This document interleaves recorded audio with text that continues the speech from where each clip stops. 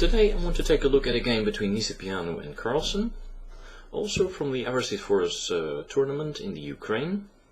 And it was yet another game in which Magnus Carlsen, let's call him Big Meg, managed to win.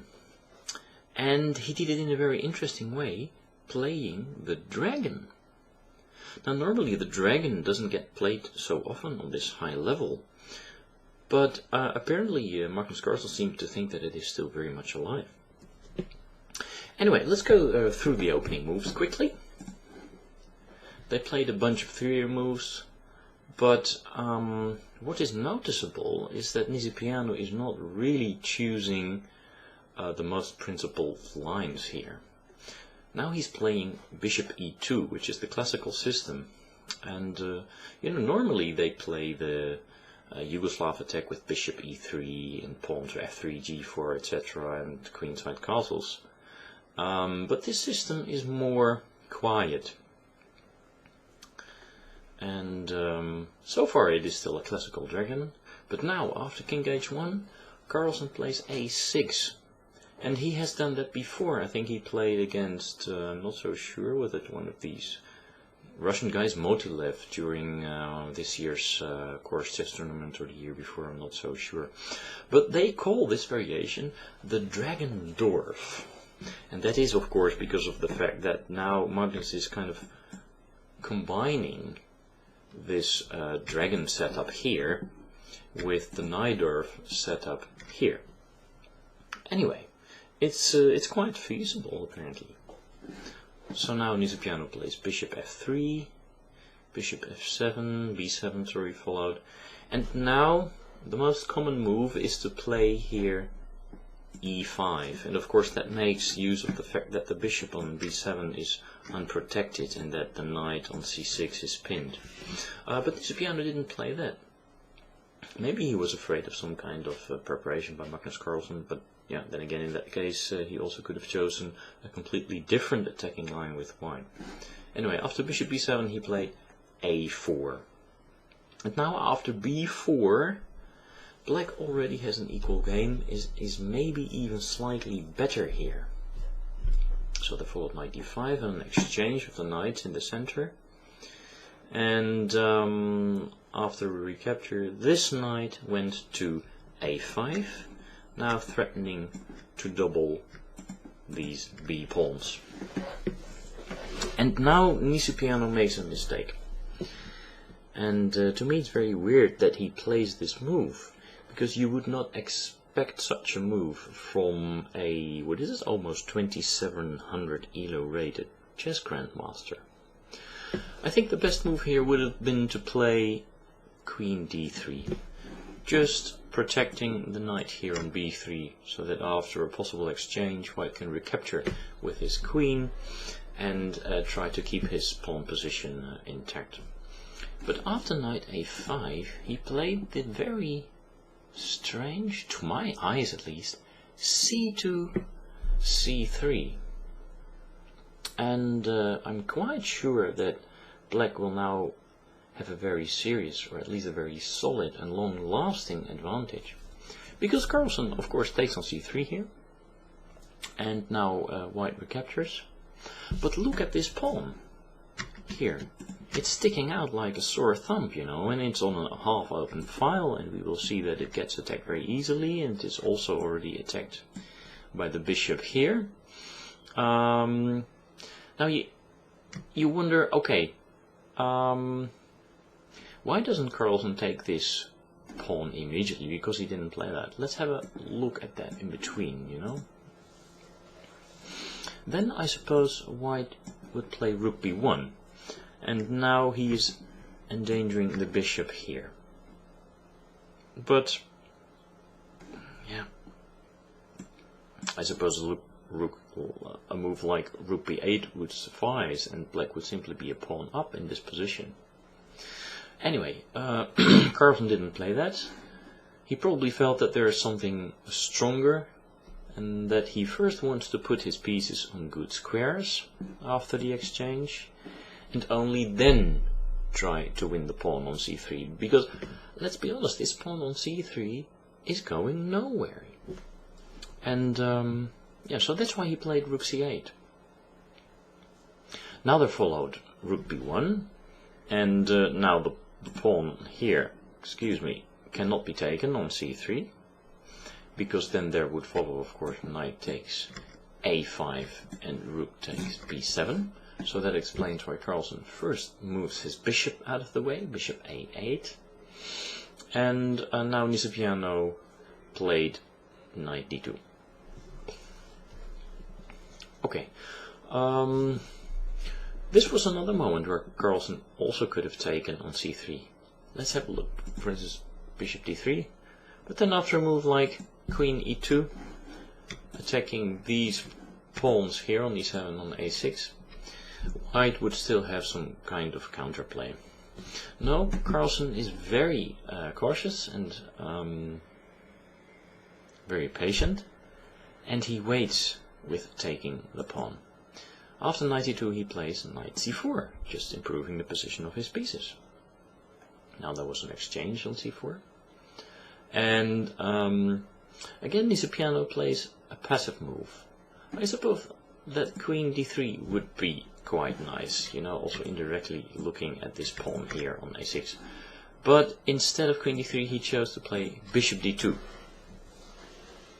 So now there followed queen a5, a beautiful move to be able to play, of course, because look at the pressure that this queen is exerting, you know, on white's queen side. And all these pawns, they're so weak that, yeah, Nisipiano needs to find something really good, or in the end, I suppose he will be dying a structural death, as they say in chess, you know. Okay, so that's exactly what Nisipiano is doing, or at least is trying to do, because now he plays queen e1. Probably hoping again for black snatching the pawn on c3, with bishop takes c3, bishop takes c3, rook c3, but then after f5, he could hope for some small attacking chances against black's king, you know, because now he has managed to exchange the dark squared bishop, so these squares around black's king, they are a little bit weak, and if he manages to open up the f-file, then maybe he has some counter-attacking chances. Okay, but Carlsen didn't do that after queen e1. He just very quietly took the other pawn, and now he is really a pawn up. So he waited a long time with snatching one of these guys, but now he's a pawn up. And I suppose that Nisipiano's best chance in this position was to play queen e7 to try and regain the material. But now there would follow bishop c3, rook c3. This is attacking the bishop on f3, so white doesn't really have time to take this pawn on d6. So bishop d5, queen d5, also protecting the d6 pawn. But after f5, and queen c2, which threatens mate here, and queen b7, which indirectly protects against the mate, black's task does not seem so easy. Because if the queens get exchanged, then of course he's up a pawn, but it's a double rook endgame, and well, you know what they say about rook endgames, and especially double rook endgames. Anyway, we leave that up to the really in-depth analysts of these games. So I suppose that after bishop takes d5, this was Nisipiano's best chance. But he chose to play bishop e2. And this looks quite aggressive, of course, because it chases, well, not chases away the rook, as we shall see, but at least it attacks the rook on c4. But I think maybe Nisipiano missed Carlsen's idea, or simply underestimated, because now Carlsen can play a very strong and interesting exchange sacrifice. And he simply takes the pawn on a4. So he's saying to Nisipiano, listen, you can take my rook on c4. It will cost you all your white squares, and in the meantime, I'm already up 2 pawns. And this guy here on a6 will really become a monster if you're not careful. So, but yeah, I suppose Nisipiano wanted to follow up on his plan, and probably he doesn't have anything better. So he just took the exchange. And now there followed bishop takes c4, and this attacks the rook on f1, so white does not have time to take the pawn on e7. Now rook f2 was played, and e6 was played, and now we can see that, yeah, black is just bolstering up his position here in the center. It's getting stronger and stronger. Now bishop e3 was played with the idea to try and break the power of the bishop pair in playing bishop d4. But now Magnus centralizes his bishop and is taking control over the white squares, and most importantly is attacking this long diagonal. He's also now preparing to play queen e4 with everlasting pressure against this long diagonal and mating threats against g2. So rook fb was played, queen e4, here comes the pressure, queen d2 was played, also adding some extra defense laterally here to the pawn on g2, and h5 was played. Now look carefully at this move, because this is a well-known method to try and put such long diagonals under pressure more. The midterm plan here of Carlsen is to play the pawn to h4 and then, of course, if allowed, to h3 when white's position really would crumble, because he would open up this long diagonal. So h5, very nice move to play in such positions.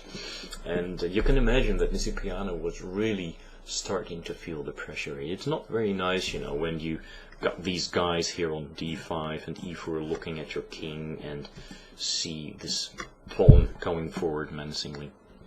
So d4 was played now, but Carlsen wants nothing of it. He just plays bishop h6 and preserves his bishop pair. And it's very logical, of course, that he does so, because this pawn here is also very weak and it's now attacked 2 times. So Nisipiano went back with his bishop, and now the other trump was played, a5. And probably most tenacious here for Nisipiano would have been to play rook a1, you know, and try to attack this rook immediately. Because it's not really possible to defend this pawn in a decent way. Well, of course, you can play rook a8 here, but then the rook is kind of passive a little bit. You know, maybe you would prefer it to be here on c8 and pressure the c-file. Also, the the pawn with a4 is probably not the best, because then there would follow the double attack with rook b4, you know, against queen and pawn. So in that case, after rook a1, yeah, probably rook a8 would have been best to try and preserve this pawn, or to continue with this plan of h4 here. And then white would be forced to play h3, and now a move like rook a8 is keeping the advantage. But the advantage would not be so large as in the game where after a5 Nisipiano made a mistake. He played here rook b8. And actually what he's doing in playing rook b8 is offering the exchange of this still inactive rook on f8. So I think that rook b8 is a strategical error. And Carlsen could have exchanged here on b8. Let's have a look at what would happen then. And now, for instance, king g1, just moving away the king from the long diagonal. And after a move like bishop g7, which threatens the pawn here on c3, because the queen also has to keep an eye on g2, rook b2, a4 would be winning for black in the end. But after Nisipiano's mistake, rook b8, Carlsen didn't follow up in exchanging the rooks. He first played his king to h7.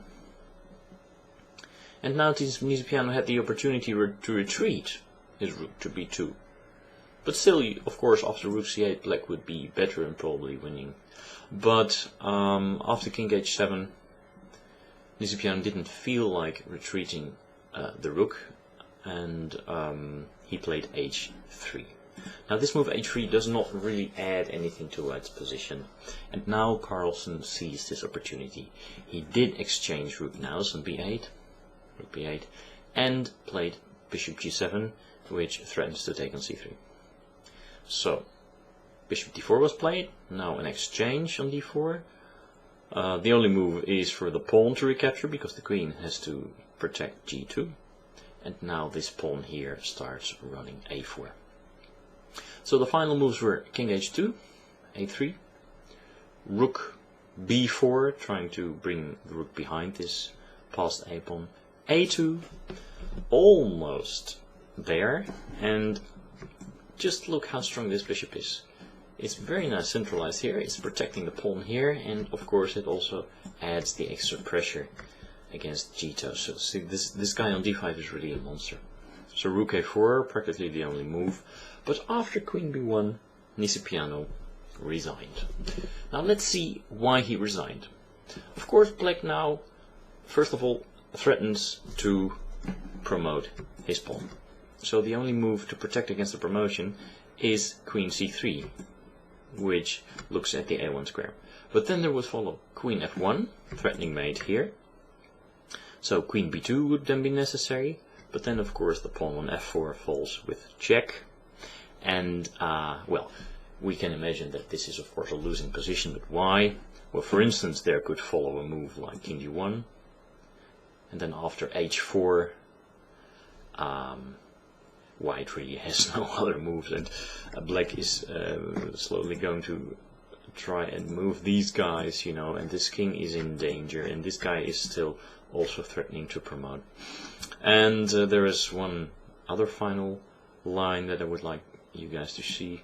After queen f4, there could follow king h1, for instance, and then queen f1, king h2, and now queen b1 is winning. But also possible would be the funny bishop takes g2, queen takes g2, and now when the queen is lured away from the a1 square, promotion is possible. Rook takes a1, queen takes a1, and we can see that black has 3 extra pawns in this queen endgame and is also not in any danger of getting any kind of eternal check here, repetition of moves. Okay, so that ends our discussion of this game. I hope you've enjoyed it, and please, until next time, bye.